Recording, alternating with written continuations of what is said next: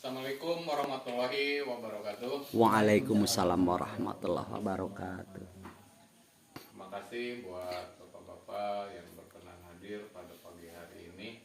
Semoga kita berada dalam lindungan Allah Subhanahu wa taala, dan kesehatan dan juga keberkahan. Izinkan pada kesempatan pagi hari ini saya akan mencoba membawakan salah satu program Agriculture Monitoring System atau ACMS yang akan mengambil tema yaitu kulturis atau budaya risiko, juga gue sadari atau sadar akan risiko.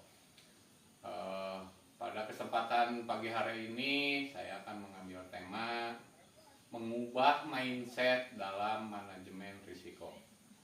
Mengubah mindset dalam manajemen risiko adalah langkah penting untuk meningkatkan ketahanan dan adaptabilitas organisasi. Dalam banyak organisasi, manajemen risiko seringkali masih dipandang sebagai upaya defensif untuk menghindari kerugian.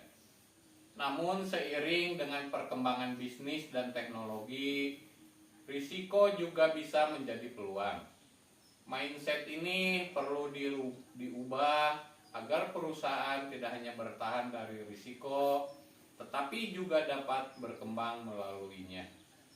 Berikut adalah beberapa tips praktis untuk mengubah mindset manajemen risiko di perusahaan kita. Yang pertama, pahami risiko sebagai peluang.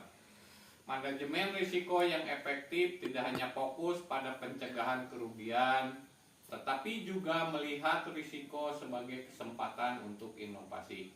Misalnya, risiko teknologi baru dapat menjadi peluang untuk meningkatkan efisiensi dan memperkenalkan produk atau layanan baru.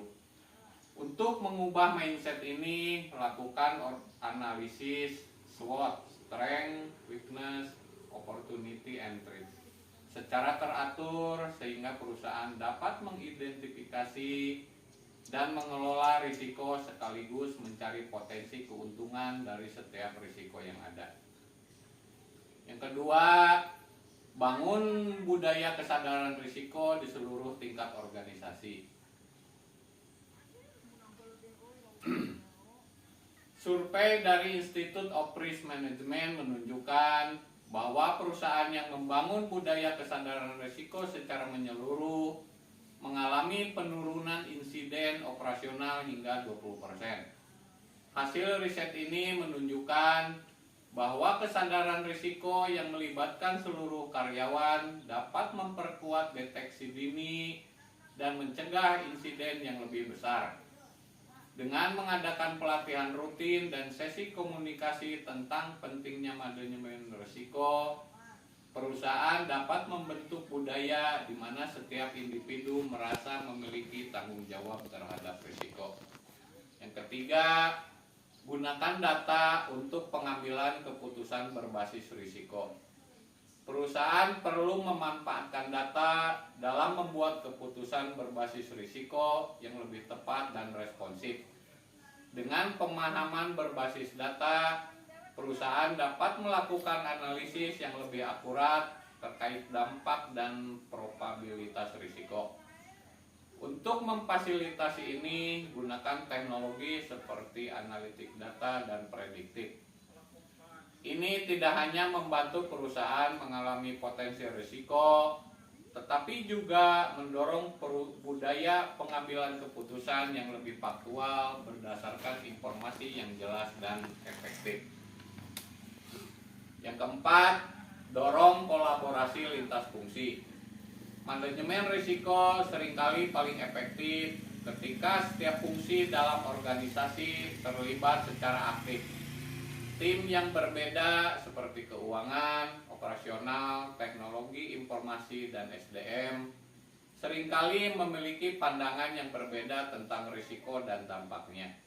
Dengan bekerja sama, tim dapat melihat risiko dan berbagai perspektif dan mengembangkan solusi yang lebih menyeluruh. Rapat koordinasi atau sesi brainstorming antar bagian dapat menjadi cara yang efektif untuk mendorong kolaborasi ini. Yang kelima, fokus pada pembelajaran dari kesalahan dan insiden. Mengubah mindset risiko memerlukan pendekatan yang terbuka terhadap kesalahan. Daripada menganggap kegagalan atau insiden sebagai hal yang negatif, gunakan setiap kejadian sebagai pelajaran berharga untuk memperbaiki sistem dan proses. Evaluasi setiap insiden dengan cara yang konstruktif dan dorong karyawan untuk berbagi pengalaman tanpa rasa takut akan sanksi. Yang keenam, adopsi teknologi untuk otomatisasi dan deteksi dini. Teknologi memainkan peran kunci dalam deteksi dini risiko. Menurut survei dari Deloitte tahun 2023, 78% perusahaan yang menggunakan teknologi otomatisasi dalam pemantauan risiko berhasil mengurangi waktu respons hingga 40%. Teknologi seperti AI dan machine learning memungkinkan perusahaan memonitor risiko secara real time dan merespon ancaman yang muncul dengan cepat. Otomatisasi ini juga membebaskan tim untuk fokus pada analisis strength daripada menghabiskan waktu hanya untuk memantau risiko manual. Yang ketujuh, pertimbangkan risiko sebagai faktor dalam setiap keputusan strategis. Mindset manajemen risiko yang baru harus mencakup pemahaman bahwa risiko mempengaruhi setiap aspek keputusan strategis perusahaan. Artinya, risiko harus selalu menjadi bagian dari diskusi saat perusahaan merencanakan ekspansi, memperkenalkan produk baru, atau memasuki pasar baru. Setiap kali ada pertemuan strategi, tambahkan agenda khusus tentang evaluasi risiko, sehingga perusahaan dapat selalu siap menghadapi potensi tantangan dan melihat peluang dari risiko yang mungkin muncul. Yang kedelapan, tunjukkan dukungan pimpinan untuk pengelolaan risiko. Dukungan ini dapat diwujudkan melalui alokasi anggaran, pemberian pelatihan khusus, atau bahkan dengan berpartisipasi langsung dalam diskusi risiko. Yang kesembilan, investasi pada pendidikan dan pengembangan. Terakhir, organisasi atau perusahaan perlu menyediakan pelatihan berkelanjutan bagi karyawan untuk memahami risiko di bidang mereka masing-masing. Misalnya, pelatihan untuk tim teknologi informasi mengenai risiko cyber atau pelatihan bagi tim operasional tentang risiko rantai pasok. Pendidikan ini memungkinkan karyawan memiliki pengetahuan yang lebih mendalam tentang risiko.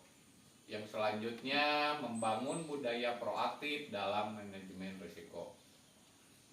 Dari paparan di atas atau yang telah saya paparkan tadi, kita dapat mengambil kesimpulan mengubah mindset dalam manajemen risiko membutuhkan komitmen dari seluruh bagian organisasi. Melihat risiko sebagai peluang, membangun budaya kesadaran, serta memanfaatkan data dan teknologi adalah beberapa langkah utama untuk mewujudkan perubahan ini. Dengan mindset yang lebih modern dan proaktif, organisasi atau perusahaan dapat lebih siap menghadapi ketidakpastian dan memanfaatkan risiko untuk pertumbuhan di era yang penuh tantangan ini. Demikian yang bisa saya sampaikan pada kesempatan hari ini. Semoga bermanfaat dan menambah pengetahuan bagi kita semua. Saya tutup dengan billahi taufiq wal hidayah. Wassalamualaikum warahmatullahi wabarakatuh. Waalaikumsalam warahmatullahi wabarakatuh.